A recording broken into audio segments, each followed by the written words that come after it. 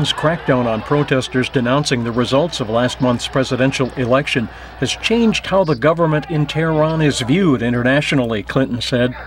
But she said nonetheless, Washington should engage directly with Iran on issues like its nuclear program and support for terrorism to see if it wants to be a responsible member of the world community or continue on a path to isolation. Direct talks provide the best vehicle for presenting and explaining that choice. That is why we offered Iran's leaders an unmistakable opportunity. The secretary gave her address leading up to the 6-month anniversary of the new administration and on the eve of a trip to India and Thailand. She stressed the administration's belief in so-called smart power that puts diplomacy and developmental aid on a par with military might.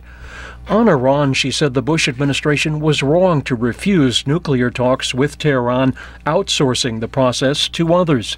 Iran can become a constructive actor in the region if it stops threatening its neighbors and supporting terrorism. Clinton leaves Thursday on her first mission to India as secretary. She also said she plans to visit Pakistan in the fall. In both countries, the struggle against Islamic extremism in the region will be a key issue. She said the future of Afghanistan depends on a stable, democratic, and economically viable Pakistan. She said the United States is fighting the Taliban in Afghanistan because it protects al-Qaeda. But she also said Washington is open to dealing with Taliban supporters willing to break with terrorists.